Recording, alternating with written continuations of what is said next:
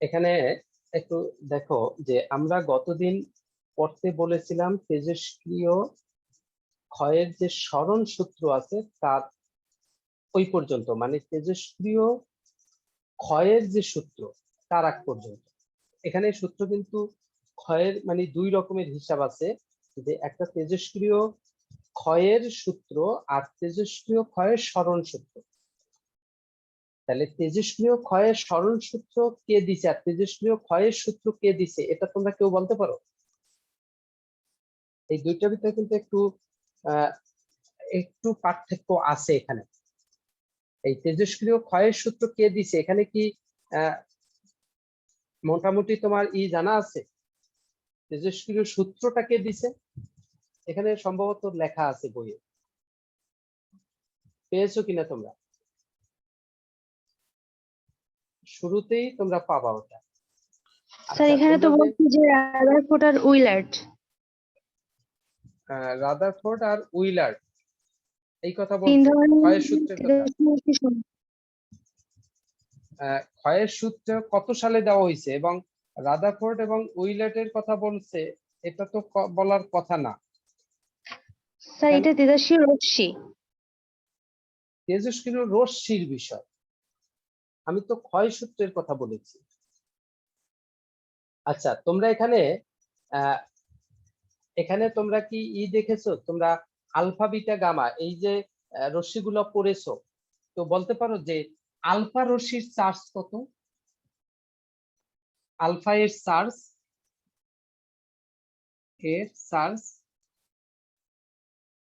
Beta এর charge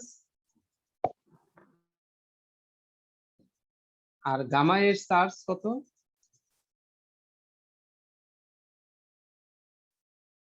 কারো ধারণা আছে? গামা এর কোনো চার্জ নাই, আমরা পড়েছিলাম কত? 0। 0। বিটের চার্জ কি নেগেটিভ না? তার মানে একটি ইলেকট্রনের চার্জের সমান মাইনাস 1.6 কুলম্ব। তাহলে আলফা এর চার্জ কত? 3.2 × 10⁻⁻19 কুলম্ব। এইটা হলো 3.2 × 10⁻⁻19 কুলম্ব। এটা কিন্তু আলফা কিন্তু মূলত 2 প্লাস আর বিটা কিন্তু 1 মাইনাস, মানে এটা একটা ইলেকট্রনের চার্জের সমান আর এটা হলো দুইটা প্রোটনের চার্জের সমান। এগুলো কিন্তু পড়লে ভিতরে সুন্দরভাবে সব লেখা আছে। তারপরে alpha beta gamma X ray এগুলো যদি কম্পেয়ার করে আমরা পড়ি, কোনটার বেগ কত, কোনটার ভর কত, কোনটা কি রকম, কোনটার ভেদন ক্ষমতা কি, এগুলো সব পার্থক্য এখানে তোমার দেওয়া আছে না? তোমরা পিছনে যে পড়েছো, মানে এগুলোর ভিতরে তুলনামূলক আলোচনা করা আছে না? জি স্যার। না নাই? এগুলো তোমরা একত্রে করে পড়বা, তা নাহলে কিন্তু এমসিকিউ তে ভেজাল করে ফেলবা। তাহলে এই বিষয়গুলো ওখান থেকে আমরা ঠিকঠাক করি। এখানে আমরা যে একটা এএমইউ এর হিসাব আমরা করি, তোমরা কি এএমইউ এর হিসাবটা ক্লিয়ার বুঝো? 1 এএমইউ সমান সমান কত? এএমইউ মানে কি? এএমইউ এর ফুল মিনিং তো জানো? জি স্যার। এএমইউ সমান সমান কত? এটা ফুল মিনিং কি এএমইউ এর? Atomic mass unit. Mass unit.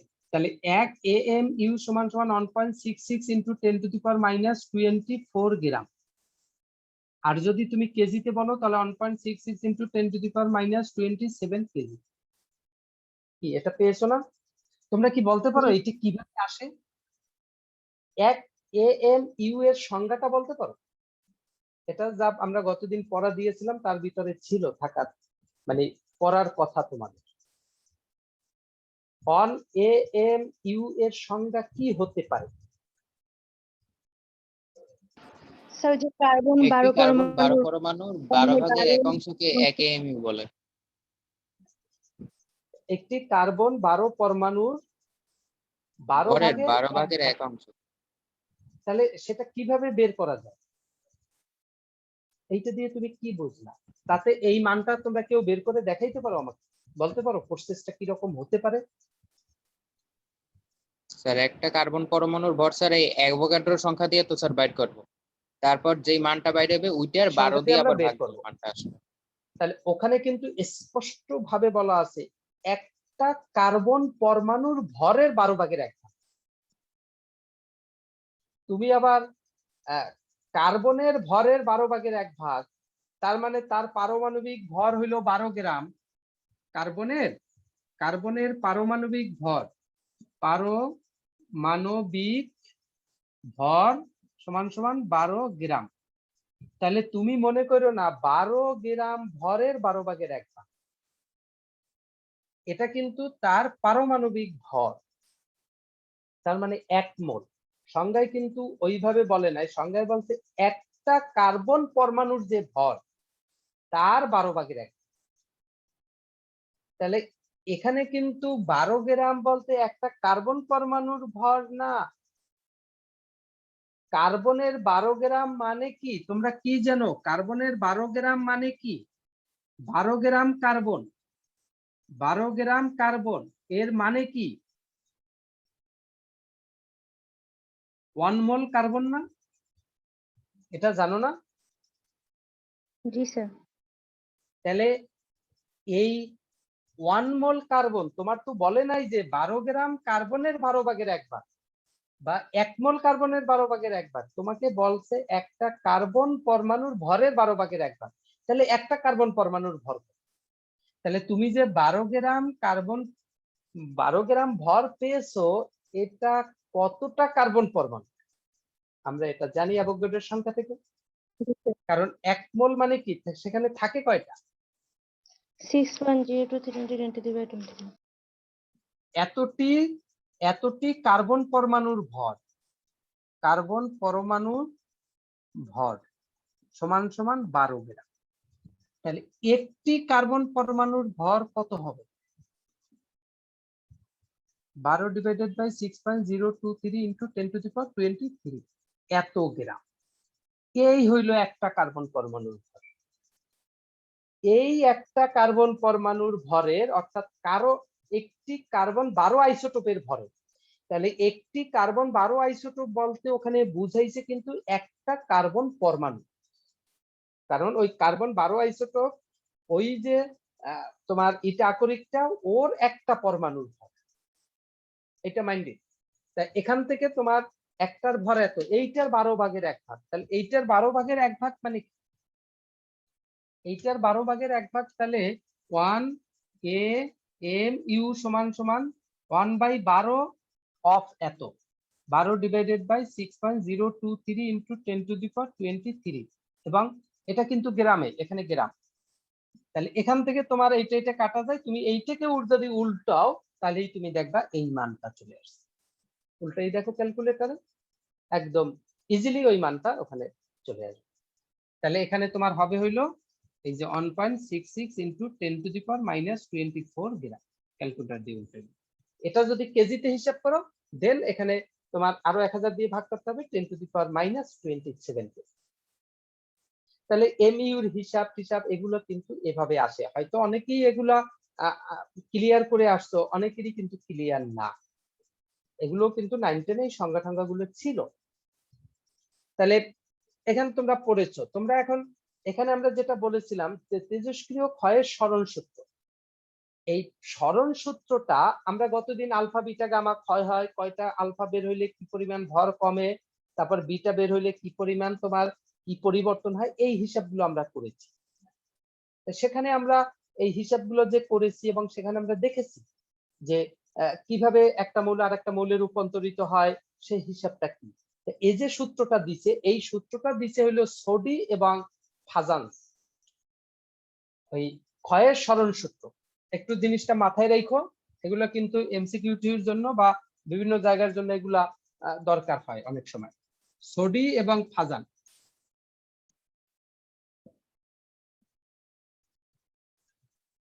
Fajans.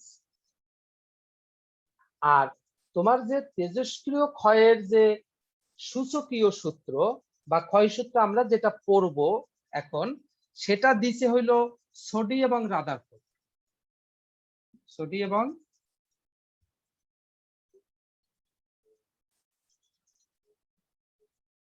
Rutherford.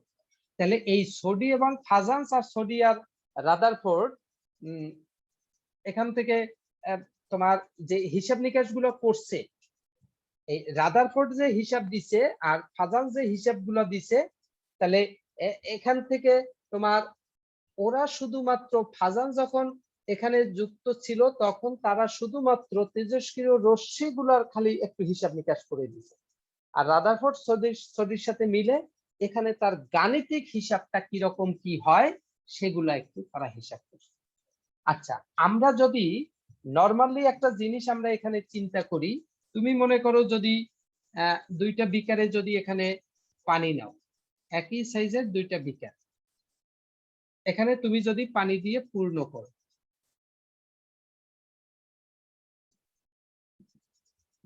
পানি দিয়ে এটা পূর্ণ করা আছে এবং এখানে একটা তোমার কল লাগানো আছে, এই কল দিয়ে পানি পড়বে।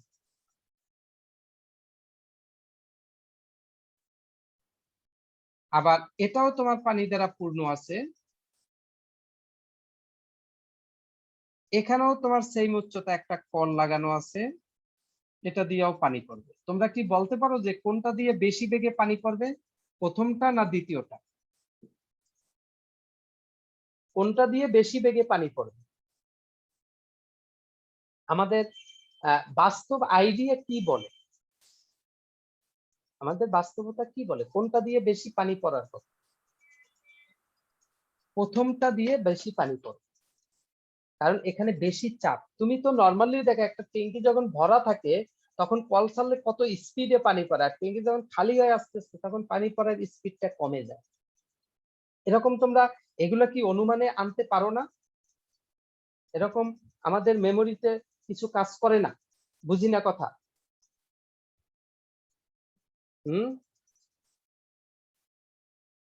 তোমরা কি আসো? কথা কি আমার শোনা যায়? জি স্যার। গেছে কি? তাহলে আমরা এখানে এই জিনিসটা কিন্তু অবজার্ভ করতে পারি।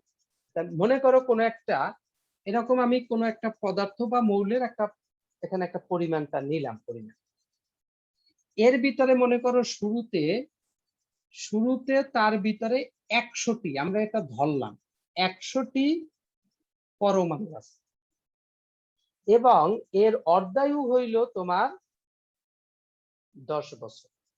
অর্ধায়ু মানে কি? অর্ধায়ু মানে হইলো তার অর্ধেক পরিমাণ ক্ষয় হতে যে সময় লাগে, মানে অর্ধেক অতিক্রম করতে। আমার যদি জীবনকাল হয় 50 বছর, তাহলে আমার অর্ধেক জীবন, অর্ধেক তোমার অতিবাহিত হলো, এইটা হলো আমার অর্ধায়ু। 25 বছর হবে আমার অর্ধায়ু, মানে আমার জীবনকালের অর্ধেক শেষ হইতে 25 বছর সময় লাগে। তাহলে কোনো কিছু যা তার ভিতরে আছে পরিপূর্ণ, আমার জীবনটা ছিল 50 দ্বারা পরিপূর্ণ, 50 বছর দ্বারা, সুতরাং 50-এর অর্ধেক যেতে, তাহলে এখানে আছে পরিপূর্ণ 100 দ্বারা, তার ভিতরে 100টা পরমাণু আছে। তাহলে তার 50টা, এটা যদি তেজস্ক্রিয় মৌল হয় আমরা রেখে দিই, তাহলে আস্তে আস্তে ওই যে আলফা বিটা গামা বের হইতে থাকবে, পরমাণুর সংখ্যা কমতে থাকবে, পারমাণবিক সংখ্যা কমবে, অন্য মৌলে রূপান্তরিত হবে, যেটা আমরা পিছনে বারবার আলোচনা করে এসেছি। তাহলে এর অর্ধেক পরিমাণ 50টায় রূপান্তরিত হতে তার যে সময় লাগে সেটা কি আমরা অর্ধায়ু বলি। তাহলে মনে করো 50টায় আসতে তার সময় লাগে 10 বছর। তাহলে এটা একটা মৌল, এটাও তোমার 10 বছর লাগছে এখানে। তাহলে এই যে 10 বছরে 10 বছর ছিল 100টি এ অবস্থায়, বি অবস্থায় আসলো, হয়ে যাবে এখানে 50টি, হয়ে যাবে 50টি বি অবস্থায় আসলো, কারণ 10 বছর পর তার অর্ধেক হইল। এখন যদি তুমি এই বি অবস্থা থেকে যদি তুমি আবার চিন্তা করো, তার যদি এরকম আবার অবস্থাটা তুমি যদি চিন্তা করো, এটা যদি সি অবস্থা হয় এবং এটা যদি তুমি চিন্তা করো, তাহলে বি থেকে সিতে আবার 10 বছর পরে কয়টা হবে? কি ধারণা আমাদের? তখন কি আবারও 50টা হবে? তাহলে সিতে যখন না। আসে, সি ফলো করে কোনটাকে? তার আগের অবস্থা কোনটা? এ না বি? বি। বি হলো তার পূর্বের অবস্থা। তাহলে বিতে কয়টা ছিল? 50টা। তাহলে ওই সি এর এই 50টা নিয়ে যাত্রা করে তারপরে সিতে এসে পৌঁছায়। তাহলে শুরুর অবস্থা হলো এখানে 50। তাহলে 10 বছর যদি হয় অর্ধায়ু, তাহলে অর্ধেক হবে। তাহলে 50টা থেকে এখানে কয়টা হবে? 25। 25। 25টিতে আসবে। আবার যদি তুমি আরেকটা অবস্থা চিন্তা করো, এটা যদি বি অবস্থা হয়, তাহলে এটাও 10 বছর পরে এখানে কয়টায় হবে? আসবে কয়টায়? 12 বাস। এতটি। এভাবে তোমার হিসাবটা হয়। তাহলে তুমি একটু খেয়াল করো, এখানেও কিন্তু 10 বছর টাইম ডিউরেশন, এখানেও 10 বছর, এখানেও 10 বছর। তাহলে কোন জায়গা থেকে কোন জায়গার মধ্যে সে সবচেয়ে বেশি ভাঙ্গে? কিছু বোঝা যায়? তার ভাঙ্গনের হারটা কোন স্টেপে বেশি? এ থেকে বি তে। এ থেকে বিতে। কারণ এখানে 10 বছরে কয়টা ভাঙ্গে? এ থেকে বিতে আসলে 50টা। তাহলে 1 বছরে কয়টা ভাঙ্গে? এখানে ভাঙ্গনের হার কত তাহলে? এ থেকে বিতে ভাঙ্গনের হার, ভাঙ্গনের হার কত হয়? 1 বছরে, 10 বছরে যদি 50টা ভাঙ্গে, তাহলে 1 বছরে ভাঙবে কয়টা? তোমরা ঐকিক নিয়মও ভুলে গেছো। 5টা। যদি তোমার বি থেকে সিতে আমরা হিসাব করি, তাহলে ভাঙ্গনের হার কত? বি থেকে সিতে কেউ বলতে পারো? তাই বি থেকে সিতে কয়টা হয়? ভাঙ্গে কয়টা? বি থেকে যখন সিতে আসে তখন 10 বছরে কয়টা ভাঙ্গে?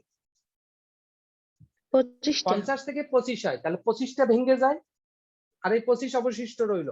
তাহলে ওই 25টা ভাঙতে 10 বছর লাগে, তাহলে 1 বছরে ভাঙ্গে কয়টা? 2টা। হয় 2টা। 10 বছরে যদি 25টা ভাঙে, তাহলে 1 বছরে 2টা ভাঙবে। সি থেকে ডি এখানে ভাঙ্গনের হার কত? 0.8। 0.8 কেন? এখানে কত? 12.5 না? তাহলে 12.5টা ভাঙছে না? 10 বছরে ভাঙছে 12.5। 10 বছরে ভাঙছে 12.5টি। তাহলে 1 বছরে ভাঙবে কয়টা? কি বলো? 1.25। তাহলে 0.8 বললা কেন? এতটি। তোমরা কি এই হিসাব বুঝো নাই? ঘটনা কি? বুঝছি। তাহলে তুমি দেখো প্রত্যেকটাই ভাঙ্গনের হার, 1 বছরে ভাঙ্গনের হার। তাহলে ভাঙ্গনের হারটা কোন জায়গায় বেশি ছিল? এ থেকে বি তে। তারপরে বি বি থেকে থেকে সি। সিতে, তারপরে সি থেকে ডি। তাহলে এই যে ভাঙ্গনের হারটা এ থেকে বি তে বেশি ছিল, এর কারণটা কি? এর কারণ হইলো একদম শুরুতে তার ভিতরে ছিল ভরপুর, অনেক বেশি পরমাণু ছিল। তাহলে ওখান থেকে খুব দ্রুত বেশি প্রেসার, মানে খুব ভিতর থেকে বেশি প্রেসার, এত বেশি আছে যে বেশি প্রেসারে বের হয়ে যাচ্ছে, খুব বেশি হারে চারদিকে ছড়াই পড়ছে। আস্তে আস্তে যখন ভিতরের পরিমাণটা কমে যায়, তখন চারপাশে ছড়াই যাওয়ার পরিমাণটাও আস্তে আস্তে কমে যায়, হ্রাস পায়। তাহলে প্রথম ক্ষেত্রে অক্ষত পরমাণুর কথা এ থেকে বি এর ক্ষেত্রে সেটা কয়টা ধরবা? অক্ষত পরমাণু মানে কি? শুরুতে যে কয়টা ছিল, তাহলে 100টা। বি থেকে যখন সিতে আসে তখন অক্ষত পরমাণু কয়টা? 50টা। 50টা। কারণ বি থেকে সিতে আসার সময় শুরুর অবস্থা বি, বি তে এসে যে কয়টা ছিল সেইটাই হলো অক্ষত। তাহলে ওই 50টা থেকে ভেঙ্গে 25টা ভেঙ্গে যে সিতে আসলো, তাই সি তে অবশিষ্ট রইল কয়টা? 25টা। তাহলে সি থেকে ডি এর ক্ষেত্রে আবার অক্ষত কত? সি থেকে ডি এর ক্ষেত্রে আবার অক্ষত কত? আবার 25, মানে সি তে যেটা অবশিষ্ট ছিল। তাহলে তুমি দেখো এ থেকে বি তে যখন আসে তখন এরটা হইলো অক্ষত মানে 100টা, বি থেকে সি তে আসে তখন বি এরটা অক্ষত মানে 50টা, সি থেকে যখন বি তে আসে তখন সি এরটা অক্ষত তখন 25টা। তাহলে অক্ষত পরমাণু যেখানে বেশি থাকে সেখানে তত বেশি ছড়িয়ে পড়ে। অক্ষত পরমাণু যত কমতে থাকে ভাঙ্গনের হারটাও আস্তে আস্তে তত কি হতে থাকে? কমতে থাকে। কমতে থাকে। এই যে পানির মতো দেখো, শুরুতে যত পানি বেশি থাকে বের হওয়ার প্রবণতাও তত বেশি থাকে। মানে প্রতি সেকেন্ডে এখানে তুমি যদি একটা কলস ধরো তাহলে কলসটা যতটুকু সময় পূর্ণ হবে এই অবস্থায় কলস ধরলে তার থেকে বেশি সময় লাগে। কিন্তু একই সময়ে যদি চিন্তা করো তাহলে এখানে দেখবা কলস ভরবে না, তার মানে এখান থেকে পানি বের হওয়ার প্রবণতা কম। কারণ কি? এর ভিতরে আসলে পানি শুরুতে কম ছিল, প্রেসার কম ছিল। তাহলে তোমার এই যে ভাঙ্গনের হার সেটা কার উপরে ডিপেন্ড করতেছে, বা এখান থেকে ক্ষয় হওয়ার হার, পানি বের হয়ে যাওয়ার হার ডিপেন্ড করতেছে কার উপর? আদি অবস্থার উপর ডিপেন্ড করতেছে না? আদি অবস্থার উপর করতেছে কিনা, মানে কি শুরুতে যেটা ছিল মানে অক্ষত অবস্থার উপরে ডিপেন্ড করছে কিনা? জি স্যার। এটা কি বলা হয়? এটা কি বলা হয়? তেজস্ক্রিয় ক্ষয়ের সূত্র। ক্ষয়ের সূত্র, তেজস্ক্রিয় ক্ষয়ের সূত্র এইটাই। এই যে ভাঙ্গনের হার এটা তার অক্ষত পরমাণুর সংখ্যার সমান। এখন এই জায়গায় আমরা একটা জিনিস বুঝি না, আমি বারবার সাবধান করতেছি, আগে সৃজনশীল কোশ্চেনের এই জায়গা থেকেই তোমার প্রায় 95% ক্ষেত্রে এই জায়গা থেকে কোশ্চেন হয়েছে। এডমিশন টেস্ট অমুক সমুক জায়গায় এই জায়গা থেকে কোশ্চেন আসে। তাহলে এই জায়গাগুলো তোমার কিছু জায়গায় একটু তোমাদের অস্পষ্টতা থাকে দুই একটা জায়গায়, ফলে এই জায়গায় একটু ঘুরেই দিলেই কেমন জানি তোমরা এলোমেলো হইতো এবং ভুলটা করে আসো। তোমরা একটা জিনিস এখানে ধরো বা মনে করো যে কোনো একটা, এখানে আমরা যদি পরমাণুর কথা চিন্তা করি, সে মনে করো এরকম যে একটা অবস্থা আছে, শুরুতে তার ভিতরে ছিল N0, কিছু সময় পরে নিঃসন্দেহে সে কি হবে? তেজস্ক্রিয় মৌল রাখার, এখানে যেগুলো নিয়ে আমরা রাখবো মৌলের কথা বলবো, তেজস্ক্রিয় শব্দটা উল্লেখ না করলেও তোমাকে ধরে নিতে হবে সে তেজস্ক্রিয়। সে কিছুক্ষণ পরে বা কিছুদিন পরে, কিছু বছর পরে আসলো। কত বছর পরে? টি বছর পরে, টি সময় পরে, টি বছর পরে এই অবস্থায় আসলো। তার ভিতরে পাওয়া গেল এন সংখ্যক। তাই তোমরা কি বলতে পারো কতগুলো ক্ষয় হয়েছে? এটা কি বলতে পারো যে কতগুলো ক্ষয় হয়েছে? বলতে পারো কিনা? পারার কথা। কতগুলো ক্ষয় হয়েছে? ক্ষয় হবে হইল N0 মাইনাস N, এত সংখ্যক। আচ্ছা, এখানে যদি আমি এরপরে যদি খুবই ক্ষুদ্র সময় সামনে আগাই, ডিটি সময়, তাহলেও তো সে একটা অবস্থায় আসবে। খুবই ক্ষুদ্র সময় পরে হয়তো এই অবস্থাটা পাওয়া যায়। সে মনে করো যদি আমি এটাকে ভেঙ্গে ভেঙ্গে বলি, এটা হলো তোমার আছে এখানে যা আছে, এটা হলো N0,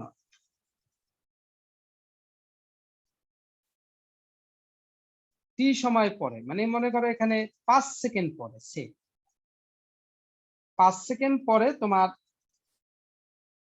এটা হইলো এটা, এইটা হলো তোমার 5 সেকেন্ড পর এই অবস্থা। এবং এখান থেকে এই অবস্থাটা হইল তোমার 5.002 সেকেন্ড পর, বা আরো ক্ষুদ্র সময় পরে 0.002 সেকেন্ড পর। তাহলে তুমি দেখো এখান থেকে তোমার টাইমটা কাউন্টিং হয়েছে 0, এইখানে হইলো 0 থেকে 5, এইখানে হইলো তোমার 5.0002। তাহলে আমি যদি বলি এইখানে ছিল তোমার 10টি, এখানে হয়েছে তোমার 6টি, এখানে হয়েছে তোমার এই কিছু সময় পরে এখানে তোমার যেটা হয়েছে সেটা হইলো তোমার 5। তাহলে কি কেউ বলতে পারো যে 0.0002 সেকেন্ডে কয়টা ভাঙছে? এটা কেউ বলতে পারো? আর 5 সেকেন্ডেই বা কয়টা ভাঙছে? কি মাথায় আসে কিছু? তোমার শুরুতে কত ছিল? 10টা।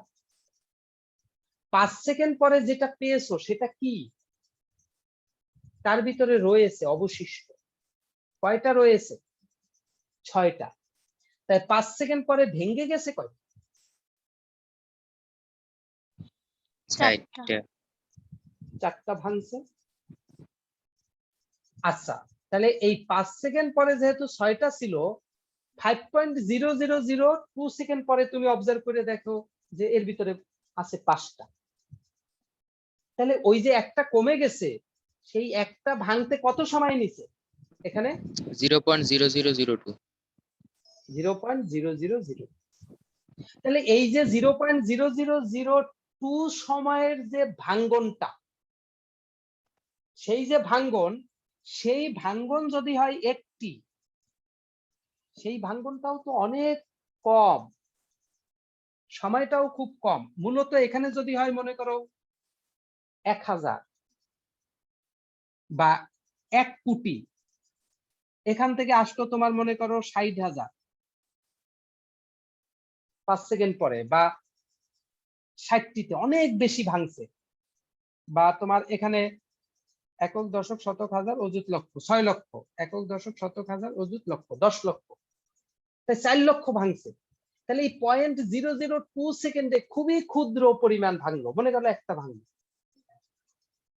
এই যে একটা ভাঙছে, এটা যে খুবই ক্ষুদ্র, এই যেটা ভাঙছে সেটাকে যদি আমি ডিএন বলি, আর যেহেতু আমার টাইমটাও খুবই ক্ষুদ্র, সেটাকে যদি আমি ডিটি বলি, তাই ডিটি সময় ভাঙছে ডিএন।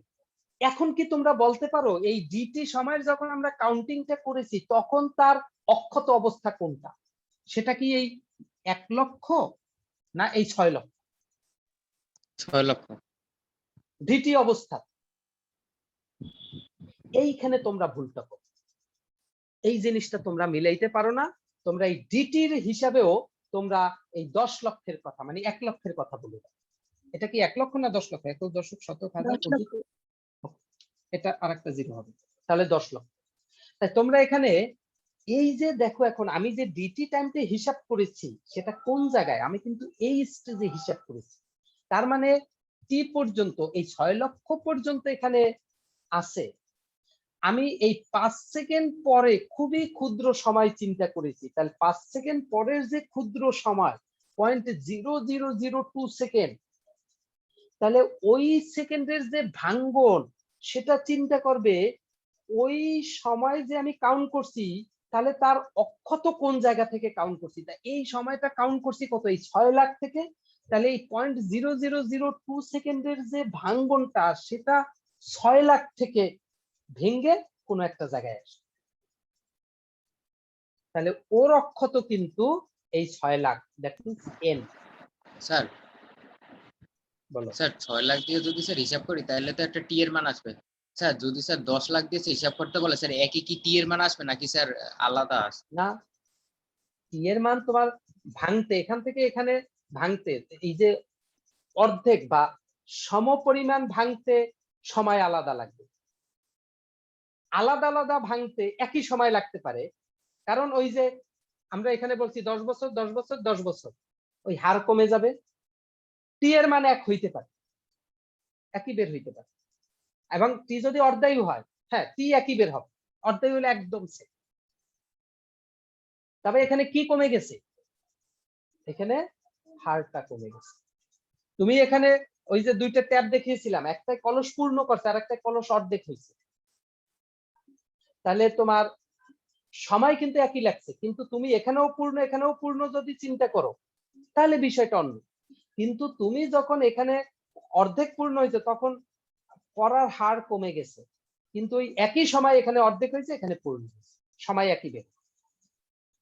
এখানে আমরা এই যখন ব্যাখ্যাটা করি বইয়ের এই ভাষাটা আমরা বুঝতে চাই, এই ভাষাটা বুঝতে আমাদের একটু প্রবলেম হয়।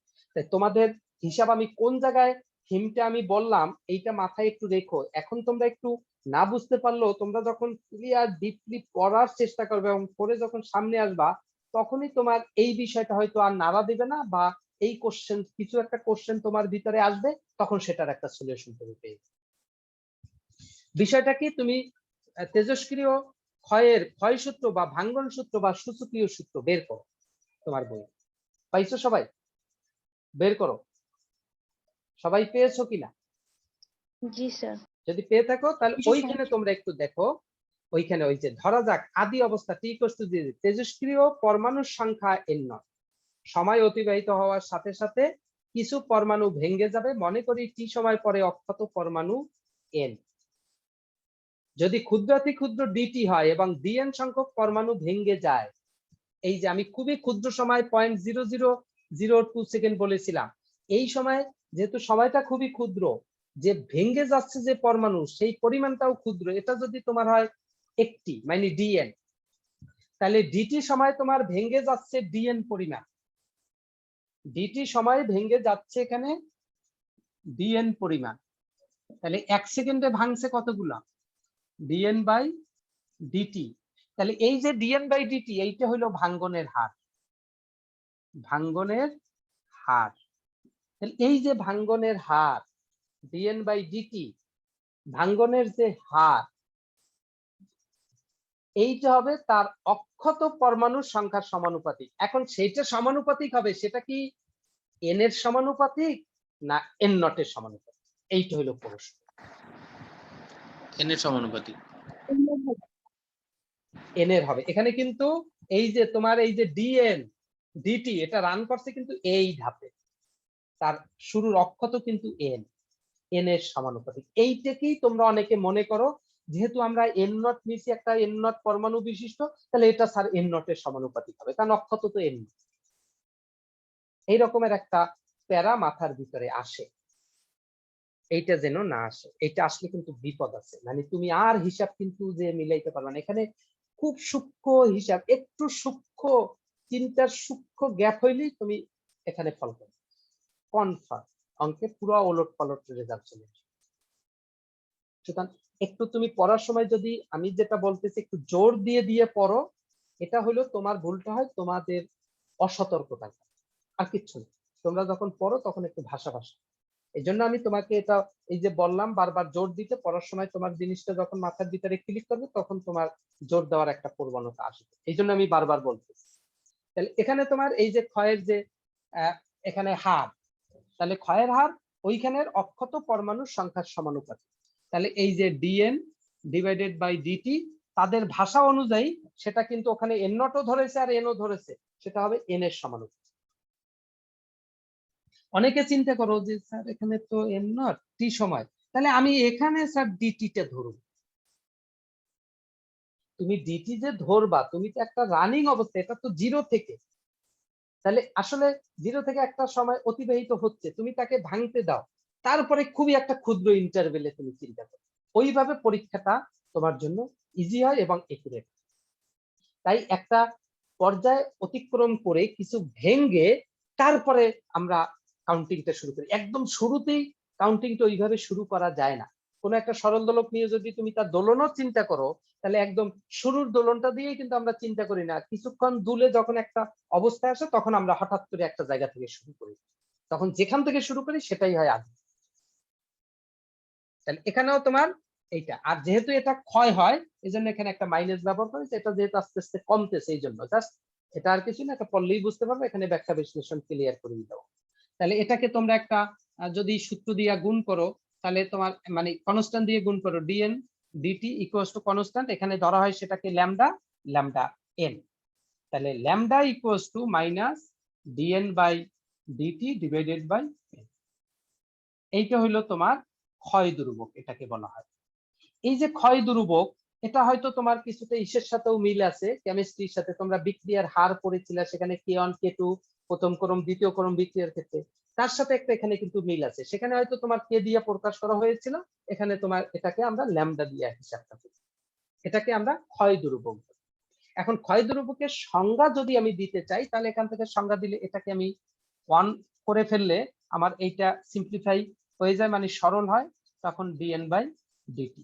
তাহলে এই যে dN by dt minus dN by dt, এই হিসাব যদি আমরা এখানে নিয়ে আসি, তাহলে আমাদের কি হবে?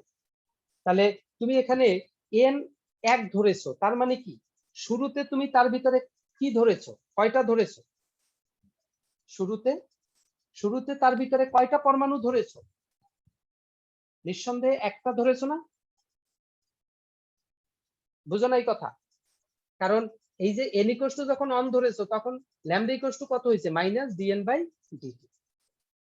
তার মানে কি একটা পরমাণুর, তাহলে অক্ষতও থাকবে একটা পরমাণুর ভাঙ্গনের হারের যে সম্ভাবনা, এটা তো ভাঙ্গনের হার, এটা ইকুয়ালস টু ল্যামডা। তাহলে এই ভাঙ্গনের হার, এই ভাঙ্গনের হারের সম্ভাবনা কি একটা পরমাণু। কারণ হইলো তোমার, তাহলে ওর ভিতরে তো উপস্থিত ছিল একটা, তাহলে কোনো একটা পরমাণুর ভিতরে যদি একটা উপস্থিত থাকে, এর ভিতরে যদি একটা উপস্থিত থাকে একটি পরমাণু, তাহলে এই একটা পরমাণুর ভাঙ্গনের হারের যে সম্ভাবনা, সেই সম্ভাবনাটাকেই বলা হয় ক্ষয় ধ্রুবক। এইটাকে আমরা বলি যে কোনো একটা পরমাণু থেকে বা কোনো একটা তেজস্ক্রিয় মৌল থেকে একটি পরমাণুর ক্ষয়ের হারের সম্ভাবনা। তাহলে একটি পরমাণুর মানে এখান থেকে হয়তো তখন মনে হতে পারে যে অসংখ্য আছে, সেখান থেকে একটা বের হয়ে যাওয়ার যে সম্ভাবনা, সেটা যে কথা। অথবা যদি আমরা আদি অবস্থায় একটাই ধরে নিই, আর এই একটা বের হয়ে যাওয়ার যে সম্ভাবনা, ওই একই কথা।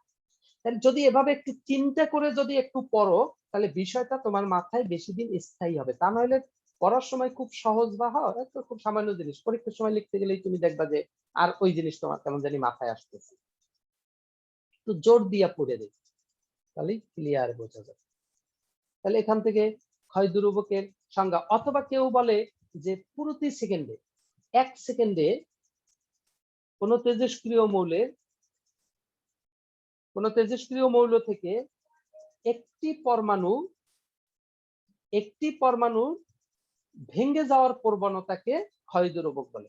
তাহলে ওই যে তুমি যখন 1 সেকেন্ড উল্লেখ করছো এবং একটা ভেঙে যাওয়ার প্রবণতা, তার মানে কিন্তু ক্ষয়ের হার 1 সেকেন্ড এখানে উল্লেখ করছো, তাহলে আর হারটা উল্লেখ করতে না, আর 1 সেকেন্ড না উল্লেখ করলে হার উল্লেখ করতে হয়। এটা তো নর্মালি তোমরাও বুঝো। তাহলে এখান থেকে তুমি ক্ষয় ধ্রুবকের সংজ্ঞাটা একটু ভালো করে দেখবা, তার এককটা দেখবা, এবার তেজস্ক্রিয় রূপান্তর সমীকরণ দেখবা। তেজস্ক্রিয় রূপান্তর যে সমীকরণ, এই সমীকরণটা যে প্রমাণটা করেছে, এই প্রমাণটা একটু ভালো করে তোমরা একটু দেখবা। সেটা হইলো যে তোমার এখানে প্রমাণটা একটু খেয়াল করে দেখো। এখানে প্রমাণটা যদি আমরা এভাবে যদি একটু চিন্তা করি, যে নরমালি তো আমরা একটা সূত্র জানি, যে এখানে কি জানি, আমরা জানি হলো dN by dt equals to lambda N. এটাকে যদি আমরা একটু রিঅ্যারেঞ্জ করি, তাহলে এখানে হয়তো এরকম লেখা যায় minus dN by N equals to lambda dt. আবার মাইনাস যদি এপাশে নিয়ে নিতে পারি, তাহলে এখানে আমরা মাইনাসটা নাও রাখতে পারি, মাইনাসটা ওপাশেও নিয়ে যেতে পারি। এখন তুমি একটু চিন্তা করো দেখি, এই যে জায়গাটা এখানে আমরা যে হিসাব নিসাব যে এখানে ধরেছিলাম, এইটা ছিল আমাদের এন, এইটা ছিল আমাদের এন, কৃষি ডিটি পরে এখানে আসছে এইটা কত, এইটা আমি কিন্তু ফাইনাল স্টেজ আর লিখি নাই। তাহলে টি সময় পরে এইটা হয়েছে এন হয়েছে, আর এই ডিটি সময় পরে কত হয়েছে সেটা লেখি নাই। ডিটি সময় পরে ভেঙে গেছে ডিএন সংখ্যক, ভেঙে গেছে কত হয়েছে, হয়তোবা সেটা মনে করো এন অন হয়েছে এখানে, বা এন প্রাইম হয়েছে অবশিষ্ট। তাহলে আমরা যদি এখান থেকে আমরা এই অল্প স্বল্প না পেয়ে পুরোটা পেতে চাই, তাহলে আমরা ইন্টিগ্রেশন করব। তাহলে ইন্টিগ্রেশন করলে আমরা এখানে dN N equals to minus lambda dt এখানেও ইন্টিগ্রেশন করব। তাহলে এখানে আমাদের লিমিট কোনটা? দেখো আমরা স্টার্ট করছি কোথা থেকে, আমি আমার টোটাল পথের এইখানে আসছে টি সময় পরে, আর ডিটি সময় পরে এখানে আসছে। তাহলে আমি টোটাল পথের হিসাবটা শুরু থেকে এ পর্যন্ত, আমি ওই ডিটি পর্যন্ত আমি টোটাল হিসাব চাই। তাহলে ডিটি আমার যেখানে আসছে, ডিটি এর হিসাব এখানে আসছে এই জায়গাটুকের মধ্যে, অল্প এই জায়গাটুকের মধ্যে, কিন্তু টোটাল ফিচার যদি আমি আনতে চাই তাহলে আমার ইন্টিগ্রেশন করতে হবে, এবং ইন্টিগ্রেশনটা তাহলে আমার কত হবে তখন? তখন আমার স্টার্ট করছে কি, যখন একদম শুরুতে টাইম যখন 0 ছিল, তখন আমার অক্ষত অবস্থা আমার কোনটা ধরতে হয়েছে? তখন এন ইকুয়ালস টু কি হয়ে গেছে, মূলত এন নট না? কারণ টাইম যখন 0 তখন অক্ষত কিন্তু আমরা আর এই এন কে ধরতে পারি নাই, এন কে অক্ষত ধরেছি যখন টাইম যখন ডিটি, তার অক্ষত হইলো ডিএন, মানে এন অবস্থাটা, এন অবস্থাটা হলো তার অক্ষত। কিন্তু আমি যদি এটা এইখান থেকে হিসাব নাই করতাম, আমি যদি একদম শুরু থেকেই করতাম, তাহলে তখন আমার টাইমটা কি আর ডিটি ধরা হইতো? তখন টাইমটা হইতো টি, এবং টি এর মানটা কত? 0 একদম শুরু থেকে। তখন এনটা কত? অক্ষত। তখন কি এন নটটা, এনটা তো এন নট, এটা কি 0 না, এটা তো একটা অবস্থা নিয়েই স্টার্ট করবে। যদি 0 অবস্থা নিয়েই স্টার্ট করে তাহলে আর ক্ষয় হবে, তাহলে শুরুর অবস্থা। তাই টাইম যখন টি যখন 0 তখন তোমার N equals to N not.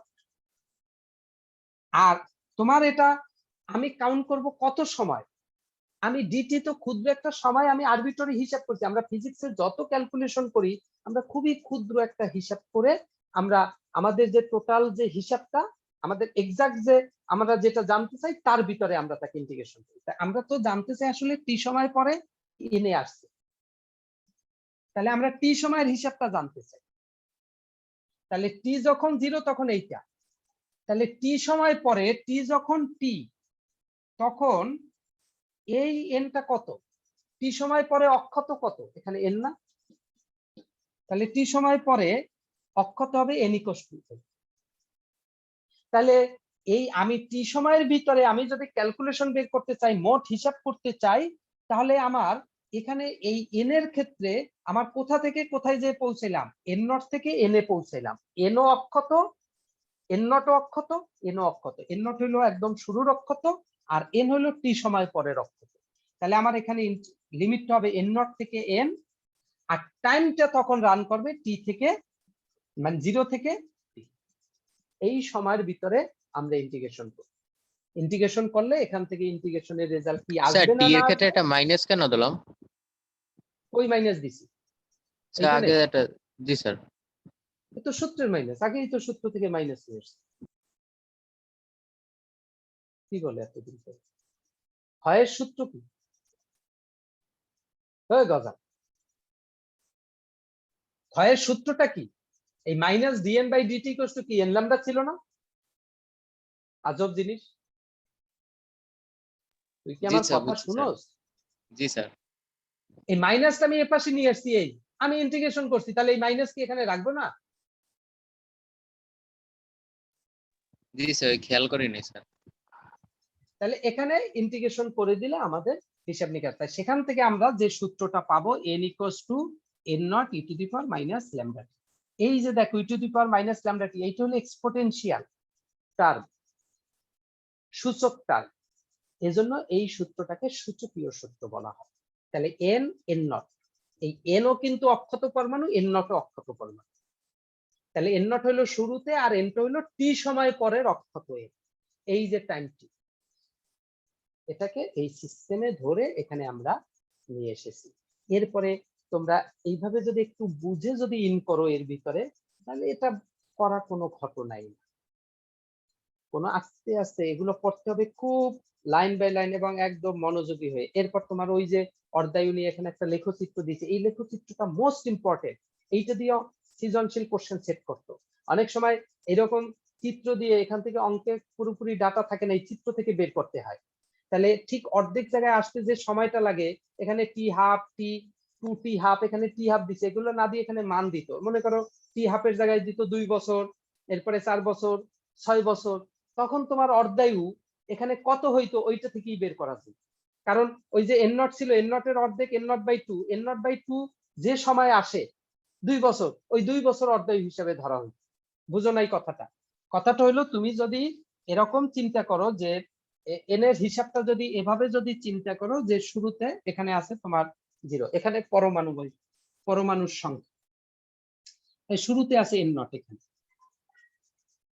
এখন এদিকে আছে সময়, এদিকে আছে 2 বছর, 4 বছর, 6 বছর, 8 বছর, এরকম। তাহলে এটা এই রকমের তোমার আস্তে আস্তে এই যদি কার্ভ অঙ্কন করো এরকমের যাচ্ছে। এরকমের যে এখানে তোমার এইটা হইছে এন, এইটা হইছে এন নট বাই 2, এই জায়গাটা। তোমার অনেক সময় এই যে টি, টি হইল টাইম। মনে করো অর্ধায়ু, অর্ধেক পরিমাণ ক্ষয় হতে কত সময় লাগে? তাই তোমার সূত্র কি ছিল? n equals to n not e to the power minus lambda. তাহলে অর্ধেক ক্ষয় হতে যে সময় লাগে, এই যে সময় সেটা, তাহলে অর্ধেক ক্ষয় হবে।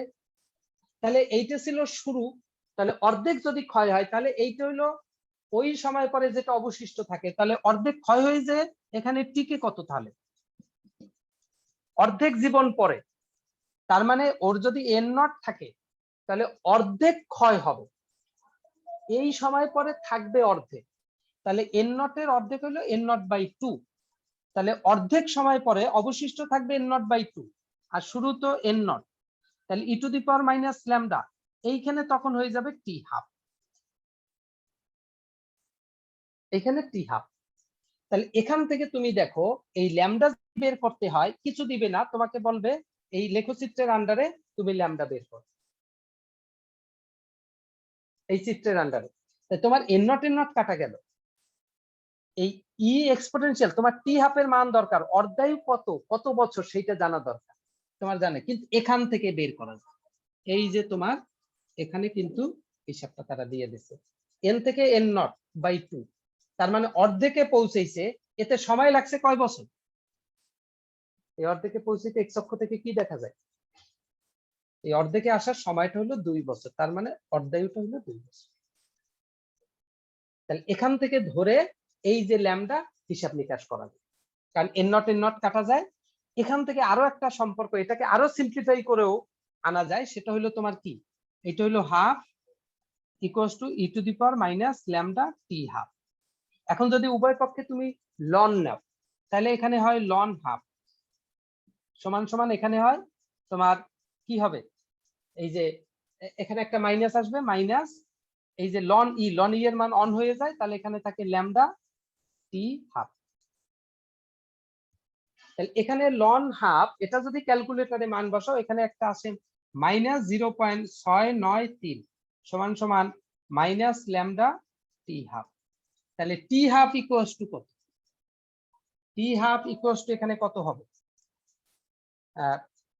এখানে হবে হইলো তোমার 0.693 ডিভাইডেড বাই ল্যামডা, অথবা ল্যামডা ইকুয়ালস টু কত হবে? 0.693 ডিভাইডেড বাই টি হাফ। এই দুইখানা মোস্ট ইম্পর্টেন্ট, ওখান থেকেই আসে, এটাও প্রমাণ করা এখানে আছে, অনটুর বিষয়। তাহলে তুমি যদি দেখো এখানে অর্ধায়ু তোমার এখন দিয়ে দেয় না, চিত্র থেকে অর্ধায়ু বের করলা, এই অর্ধায়ু জানা আছে টি হাফ, ক্ষয় ধ্রুবক যদি বের করতে বলে এই সরাসরি এই সূত্র লিখতেই হয়, এখানে এতটা চানো লাগে না। তাহলে আমরা এই জন্য এই যে চিত্রটা এখানে দেওয়া আছে, লেখচিত্রটা, এইটা একটু সুন্দরভাবে বোঝার চেষ্টা করব, এরপরে আমরা সামনের দিকে আগাবো। আগানোর পর এই যে অর্ধজীবন, একটু আগে এই যে কথাটা যে প্রমাণটা করেছি অর্ধজীবনের মধ্যে এই বিষয়টাই তোমার এখানে ডিসক্লোজ করা আছে। তুমি একটু পড়ে দেখো, একদম পড়ার আগে বুঝে যাবা। এরপরে এখানে একটা অঙ্ক আছে, তারপর তোমার গড় জীবন বা গড় আয়ু নিয়ে এখানে একটা কথা বলেছে। এই কথাটা একটু পড়ে তোমরা এখানে উদাহরণে গোটা 3-4 অঙ্ক আছে মনে হয়, এই অঙ্ক কয়টা করবা। আর গড় জীবন যেটা, গড় জীবন বা গড় আয়ু, এই জিনিসটা আমরা আগামী দিন আরেকটু ডিটেলসে আমি বলবো। এটা প্রমাণটা যদি করতে চাই আমি প্রমাণটা কালকে করাই দেখাবো। এই যে টাউ ইকুয়ালস একটা প্রমাণ আছে, হয়তো বা না হইলেও হবে। গড় আয়ুর সাথে সম্পর্ক একটু পড়ে দেখো, পড়ে বোঝার চেষ্টা করো, এরপর এখানে অঙ্ক করো। আর এর রেসপেক্টে তোমরা অনুশীলনী 10টা অঙ্ক করো। এই পর্যন্ত তোমরা পড়া কমপ্লিট করে রাখো। আর আগামী দিন থেকে আমাদের পড়াটা হবে হইলো সকাল 8টায়। আমরা কেউ আর 9টায় ওয়েট করবো না। কারো সমস্যা থাকলে সেটা বলতে পারো। এখন যদি 8টায় পড়তে সমস্যা থাকে সেটা বলতে পারো, তাহলে আমরা ওই সকাল 8টায় চলে যাব। ওকে, আল্লাহ হাফেজ। আর এটুক মোটামুটি যেটুক পড়তে বলেছি এটুক পড়ো। আর যেগুলা তোমরা আসলে পড়ো না, বলো যে সময় পাই না, এই সেই অমুক সমুক, এই কাজ বাজ করো না, পড়া বাকি রেখো না। যেটা পড়া দেওয়া হয় এটা কমপ্লিট করে রাখো। এভাবে জমাই কিন্তু তুমি আর সামনে টার্ন করতে পারবে না, মানে সার্ভাইভ করা কঠিন হয়ে যাবে। তার মানে এই চ্যাপ্টার তখন আফটার অল দেখা যাবে একটা পর্যায়ে আর পড়াই হচ্ছে। ঠিক আছে, তাই এটা মূলত তাড়াতাড়ি শেষ করে ফেলাও। এরপরে আমাদের আর সামনে তেমন বেশি কিছু নাইও, আর হয়তো 2-3টা লেকচারই চ্যাপ্টার ক্লোজ হয়ে যাবে। এরপরে আমরা 10ম 11 অধ্যায় নিয়ে আমরা একটু কথা বলবো। ঠিক আছে, ওকে, আল্লাহ হাফেজ। তাহলে এই বিষয় ক্লিয়ার করো।